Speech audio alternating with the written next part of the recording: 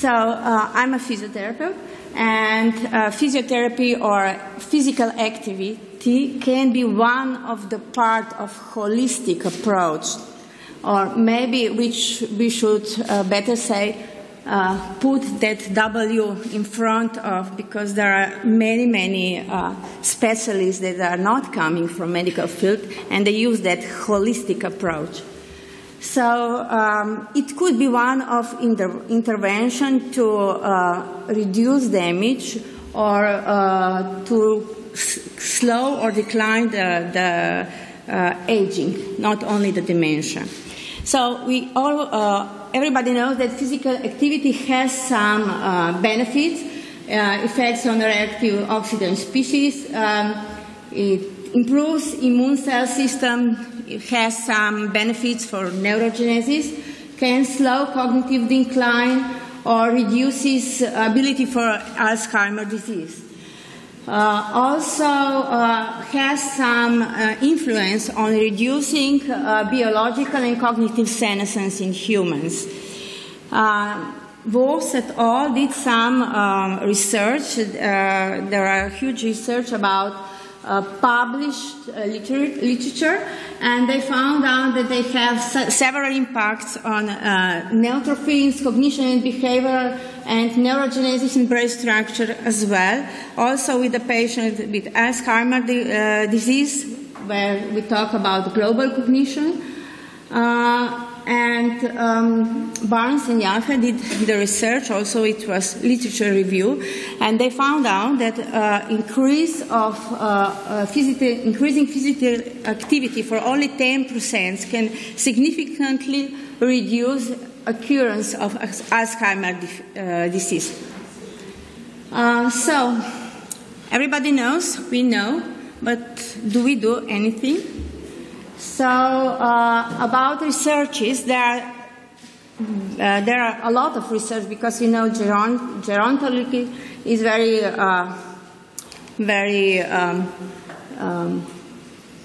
hot. Let's say hot. It's not hot, but it's very interesting topic. And there are different researches done about that.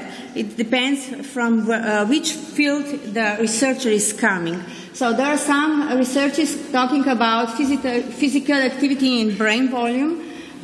We know that physical activity can improve memory functions and can impact in gray matter in prefrontal cortex and limbic cortex.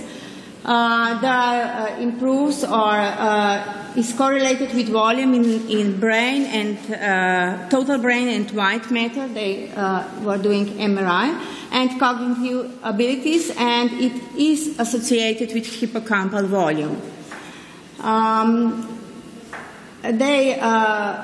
et al., it was a research published 2 years ago.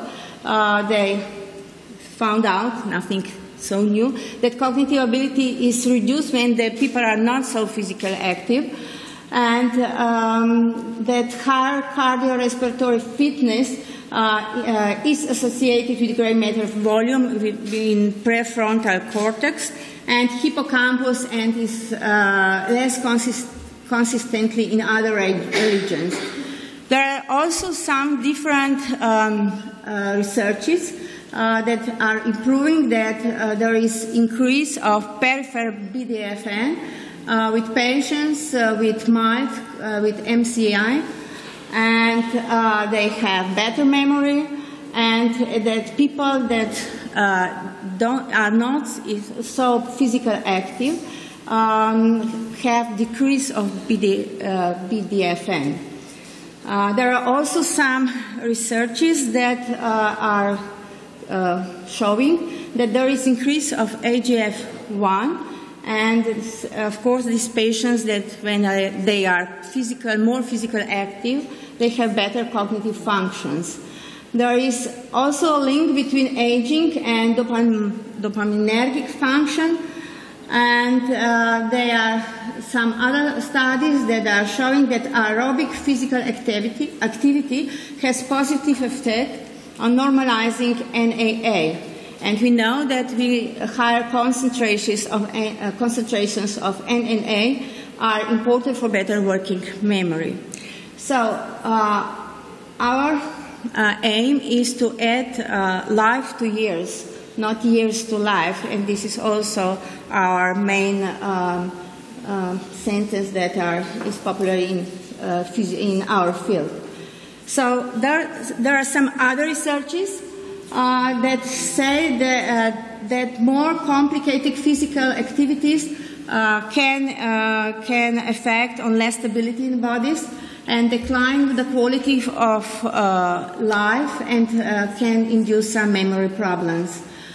Some other researches also say that better cognitive functions are correlated with less cognitive decline, and they work or they influence on working memory, attentions, and verbal memory. And also they establish that walking is associated with a reduced risk of dementia. But not all researches have some positive effects. For example, there was a research published in 2008, and they found out that there are only small impairment when people are physically active, and some others say that physical activity improves memory-related tasks. So there was also one research that was done in last year. It was done among sedentary older adults, and there was some group. One group was physically active, and the other group had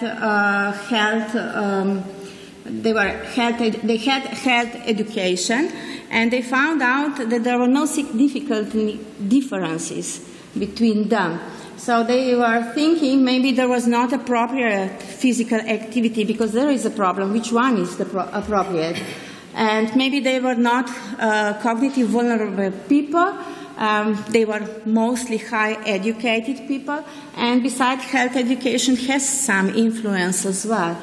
So, and it was as well established that physical activity doesn't facilitate all cognitive functions. It has some influence on reasoning, working memory tasks, and cognitive flexibility. So what is the best?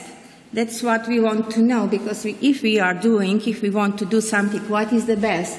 So what kind of physical activity is the best?